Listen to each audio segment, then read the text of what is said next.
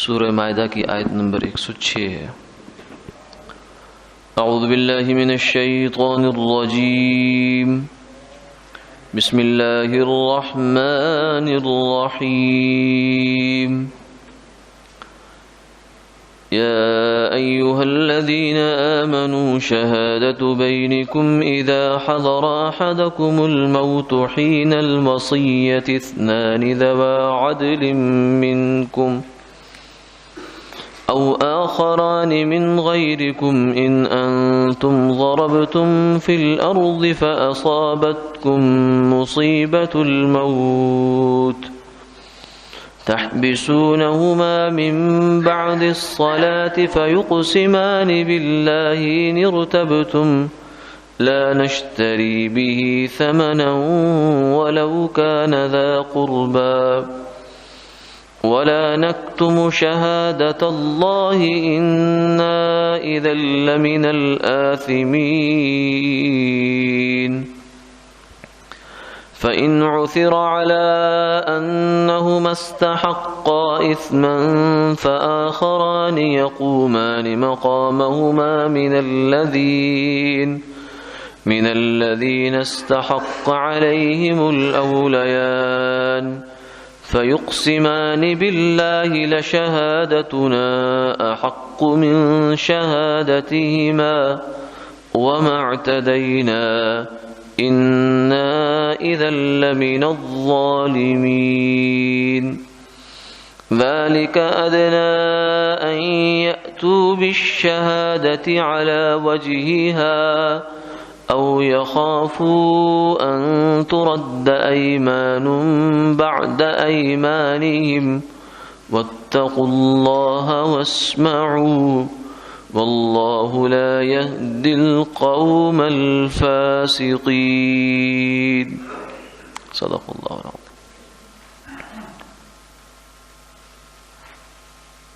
اے ایمان والو، گواہ تمہارے درمیان جب کہ پہنچے تم میں سے کسی کو موت، وصیت کے وقت دو شخص معتبر ہونے چاہیے، تم میں سے یا دو گواہ ہوں تمہارے سوا۔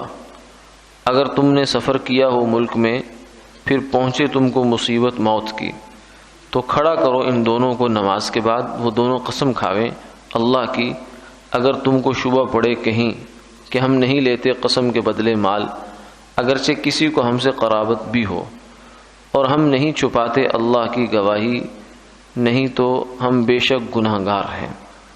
پھر اگر خبر ہو جائے کہ وہ دونوں حق بات دبا گئے، تو دو گواہ اور کھڑے ہوں ان کی جگہ، ان میں سے جن کا حق دبا ہے، جو سب سے زیادہ قریب ہوں میت کے، پھر وہ قسم کھائیں اللہ کی کہ ہماری گواہی سچی ہے پہلوں کی گواہی سے، اور ہم نے زیادتی نہیں کی، نہیں تو ہم بے شک ظالم ہیں۔ اس میں امید ہے کہ ادا کریں گے وہ شہادت کو ٹھیک طرح سے، اور ڈریں کہ الٹی پڑے گی قسم ان کی قسم کے بعد، اور ڈرتے رہو اللہ سے اور سن رکھو، اور اللہ نہیں دکھاتا سیدھی راہ فاسق قوم کو۔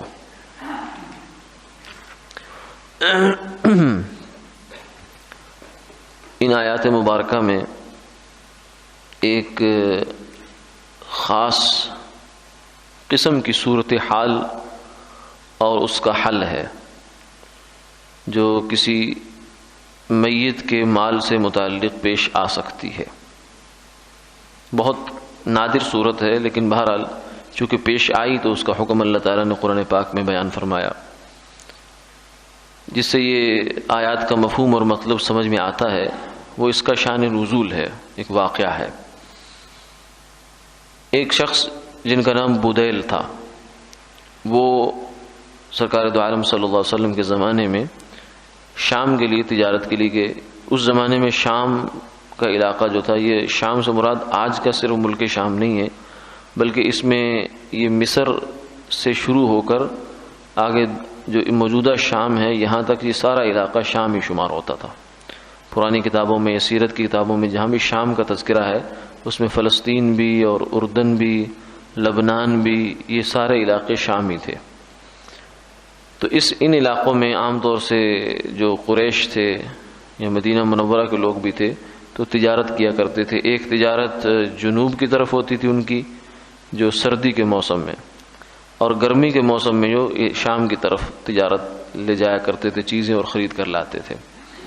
تو یہ صاحب بھی ایسے ہی گئے. ان کے ساتھ 2 اور ان کے ساتھی تھے، تجارت کے ساتھی تھے، جو عیسائی تھے، نصرانی تھے، ایک تمیم نام کے اور ایک عدی نام کے. تو وہ وہاں جا کر وہ جو بدیل صاحب ہیں ان کو بیماری لاحق ہو گئی. اب وہ موت سے جو ہے وہ ہمکنار ہونے لگے، زندگی سے مایوس ہونے لگے. تو انہوں نے کافی سارا سامان خرید لیا تھا وہاں سے. اب واپسی کا وقت آ رہا تھا تو انہیں لگا کہ اب میں مر جاؤں گا، میں نہیں جا پاؤں گا. تو اس نے سمجھداری یہ کی کہ پورے سامان کی ایک فہرست لکھ دی کہ یہ میرے پاس سامان ہے، وہ رسا کے نام، اور اس کو سامان کے اندر کہیں کسی طریقے سے رکھ دیا جس کا اس کے ساتھیوں کو پتہ نہیں چلا. اور ان سے کہا کہ یہ میری چیزیں ہیں، یہ میرے وہ رسا تک پہنچا دینا بس. اور وہ فوت ہو گئے خود. اب یہ دونوں صاحب ان کا مال لے کر جب پہنچے ان کے وہ رسا تک تو ان کو مال سارا حوالے کر دیا. جب انہوں نے فہرست نکال کر مال کی دیکھی، باقی ساری چیزیں پوری تھی، لیکن ایک کوئی پیالہ سونے کا یا چاندی کا تھا، وہ اس میں موجود نہیں تھا. تو انہوں نے ان سے پوچھا کہ بھئی وہ پیالہ کہاں ہے؟ انہوں نے کہا ہمیں تو اس کا علم نہیں ہے اس پیالے کا. انہوں نے کہا نہیں، ایسا تو نہیں ہو سکتا کیونکہ اس نے فہرست جو ہے اس میں لکھی ہے تو اس میں تو پیالہ موجود ہے، وہ تو پیالہ کہاں ہے؟ تو انہوں نے کہا ہمیں اس کا علم نہیں ہے. تو جب مقدمہ آپ صلی اللہ علیہ وسلم کی خدمت میں پہنچا تو اللہ تعالیٰ کی جانب سے یہ ہدایت نازل ہوئی کہ یہ دونوں آدمی، اب صورتحال یہ ہے، اب یہاں شریعت کا ایک اصول ہوتا ہے.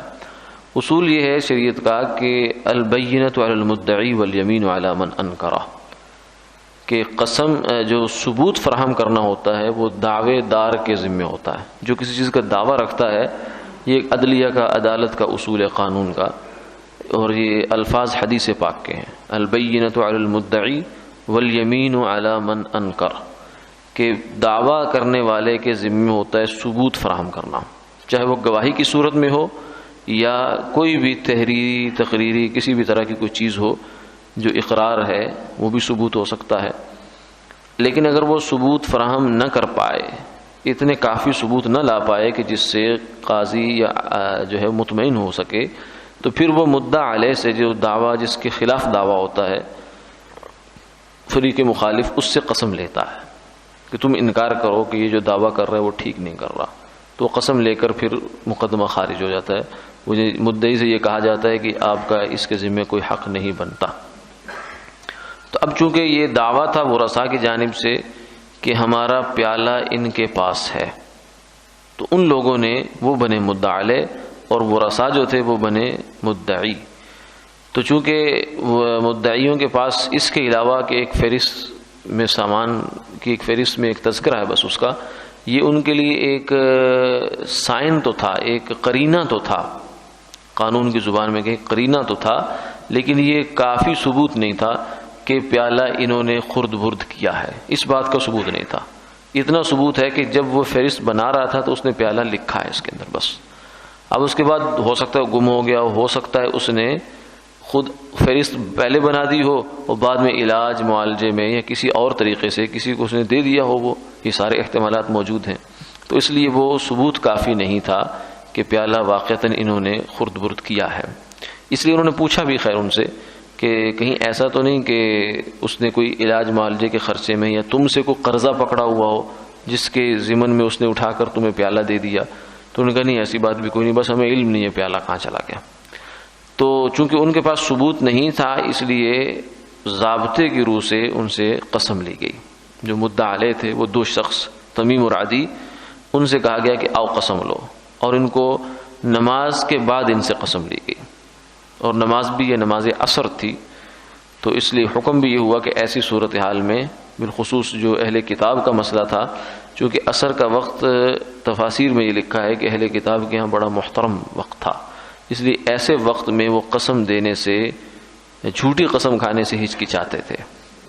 اس سے یہ بات بھی ثابت ہوئی کہ قاضی جو ہے اس کو قسم لینے کے لیے جو ہے ایسے حالات اور ایسے ماحول کا انتخاب کرنا چاہیے جس سے واقعتاً مجرم قسم دینے سے اگر جھوٹا ہے تو پھر جائے. ہمارے ہاں جو موجودہ عدلیہ کا نظام ہے اس میں قسم کی کوئی اتنی ویلیو ہی نہیں ہے. بیان حلفی ایک بس لفظی کارروائی ہوتی ہے، ورنہ حلف ایسی چیز ہے کہ اگر اس کو صحیح لیا جائے، اس کو پورے طریقے سے البینہ علی المدعی والیمین علی من انکر کے اس کا عمل کیا جائے، تو یہ تاخیر انصاف اور مقدمات کا لٹکنا یہ سب ختم ہو جاتا ہے. کیونکہ جو ہے وہ قاضی کی ذمہ داری ہے. ایک قاضی صاحب نے واقعہ سنایا، میں خود ان کا قلاج کی طرف پاکستان میں ابھی بھی وہاں دیوانی معاملات میں شریعت کا قانون چلتا ہے، فوجداری میں نہیں ہے.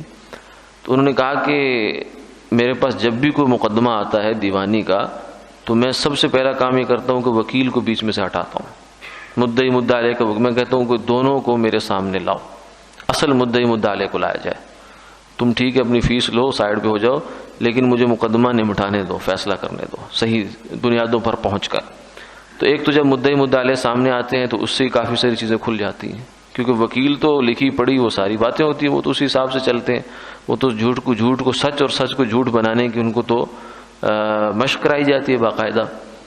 تو اس لیے کہنے لگے ایک تو یہ کرتا ہوں، اور دوسرا یہ کرتا ہوں کہ جب میں دیکھتا ہوں کہ بینہ نہیں ہے، مدعی کے پاس ثبوت کافی نہیں ہے، تو پھر مدعا علیہ سے قسم اٹھواتا ہوں. لیکن قسم اٹھوانے کا پھر میرا اپنا طریقہ ہوتا ہے. میں اس کہتا ہوں جمعے والا دن ہوگا، مثلا عصر کے بعد کا وقت ہے یا جمعے کے بعد کا وقت ہے، تم نے غسل کر کے آنا ہے، کفن ساتھ لے کے آنا ہے، قرآن پاک سر پہ رکھ کے تو نے اتنے نمازیوں کے سامنے یہ الفاظ کی قسم اٹھانی ہے. اگر تیار ہے تو آ جا، اگر نہیں تو مقدمہ خارج کر دے. تو کہتے ہیں کہ 90% مقدمے اس سے خارج ہو جاتے ہیں. وہ اپنا، چونکہ وہ انانیت کا کہیں جنگ ہوتی ہے، کہیں لالچ کی جنگ ہوتی ہے ہر مقدمے کیس کے پیچھے. حقیقت حال تو یہ تو نہیں کہ دونوں ہی سچے ہوتے ہیں، مدعی بھی سچا ہے، مدعا علیہ سچا، ایک ہی سچا ہوتا ہے ان میں سے.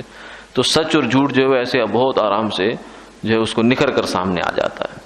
تو یہ قسم کا جو انداز ہے یہ بھی یہاں سے یہ بات ثابت ہوتی ہے کہ ان کو فرمایا کہ نماز کے بعد ان کو روک رکھو، تحبسونہما من بعد الصلاۃ، تاکہ یہ ان کے لیے قسم واقعتاً قسم بنے، ایک لفظی کارروائی نہ رہے، جو پتہ چلے کہ ہم اللہ کے نام کی عظمت کو پامال کرنے جا رہا ہوں میں، تو اس کا انجام میرے لیے اچھا نہیں ہوگا، نسلوں کے لیے اچھا نہیں ہوگا. تو اس لیے یہ بات اس سے ثابت ہوئی. تو آپ صلی اللہ علیہ وسلم نے ان سے پھر قسم لی نماز کے بعد، اور انہوں نے یہ قسم کھائی کہ ہم جو ہے وہ کسی قسم کی کوئی بات چھپا نہیں رہے، ہم بالکل سچے ہیں، اگر چھپائیں تو ہم بڑے گناہگار ہوں گے. تو یہ معاملہ رفع دفع ہو گیا. لیکن بعد میں پتہ یہ چلا، ایک دفعہ تو معاملہ ختم ہو گیا، کہ ان دونوں صاحبوں نے وہ جو پیالہ ہے وہ مکہ کے کسی سنار کے ہاتھ، تاجر کے ہاتھ بیچا ہے. تو اس کا مطلب یہ ہوا کہ یہ ان کی جو پہلی سٹیٹمنٹ تھی وہ ساری غلط نکلی، اس لیے ان کو دوبارہ طلب کیا گیا. اب جو ہے صورتحال یہ ہو گئی، آپ صلی اللہ علیہ وسلم نے ان سے پوچھا کہ کیا ہوا. انہوں نے کہا جی اصل میں ہم نے اس سے وہ پیالہ خرید لیا تھا، ہم نے اس سے وہ پیالہ خرید لیا تھا، لیکن ہمارے پاس چونکہ ثبوت کوئی نہیں تھا خریداری کا، نہ کوئی گواہی تھی اور نہ کوئی تحریری ثبوت تھا، اس لیے ہم نے اس کو اپنے سٹیٹمنٹ کا حصہ نہیں بنایا. پہلے ہم نے اس کو کہا کہ ہم لا علم ہے، کیونکہ ہمارے پاس ثبوت تھا نہیں، تو وہ رسا جو ہے ہماری فوراً تردید کرتے تو ہم کسی مشکل میں. اس طرح کا ایک جھوٹا سچا انہوں نے ایک عذر کر دیا، جس کے نتیجے میں آپ نے فرمایا چلو ٹھیک ہے. اب صورتحال بدل گئی. پہلے جو تھے وہ مدعی مدعا علیہ بدل گئے، اب قسم آ گئی. اب جو ہے وہ دعویٰ کرنے والے یہ دعویٰ کرتے تھے، انہوں نے کہا کہ ہم نے پیالہ خریدا. اب دعوے دار ہو گئے یہ، یعنی پیالہ تو مانا گیا لیکن اس پیالے کی خریداری کے بارے میں اب ان کا دعویٰ ہو گیا.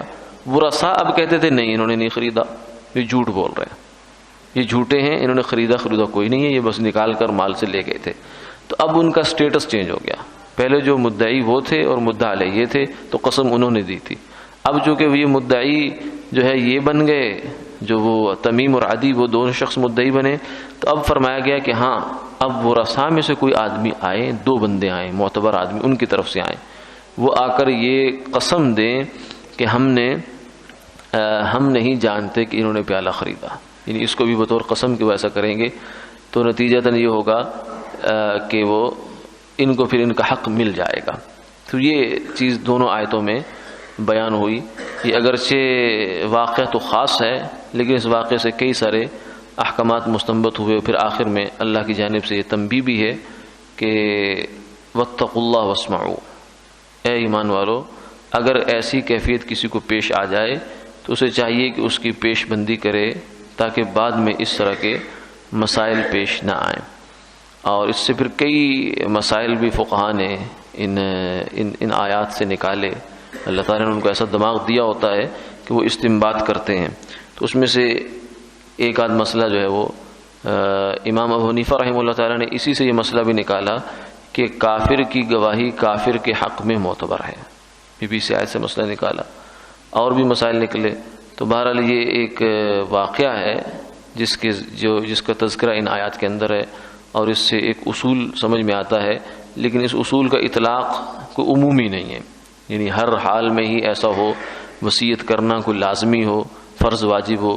فرض واجب وصیت کرنا اس صورتحال میں بھی نہیں ہے۔ ایک بہتری کی صورت ہے کہ اگر تمہارے ساتھ یہ معاملہ پیش آ جائے تو تم ایسا کچھ وصیت کر جاؤ، ایسے کچھ اپنے وصی بنا جاؤ کہ جو صحیح انصاف پر قائم رہیں اور تمہارے معاملات کو اچھے طریقے سے انصاف کے مطابق نمٹا دیں۔ واتقوا اللہ واسمعوا، فرمایا کہ اللہ سے ڈرو اور اس بات کو خوب دھیان سے سن لو۔ اور اللہ تعالیٰ نافرمانوں کو سیدھی راہ پر نہیں چلاتے، یعنی اگر کوئی اللہ کے حکم کو سننے کے بعد، جاننے کے بعد اس کی مخالفت کرے گا تو اس کو سیدھی راہ نہیں ملتی۔ جو طالب ہوتا ہے اور اللہ کے حکم کو مان کر چلتا ہے، اللہ اسی کو اپنی سیدھی راہ دکھاتے ہیں۔ وآخر دعوانا الحمد للہ رب العالمین۔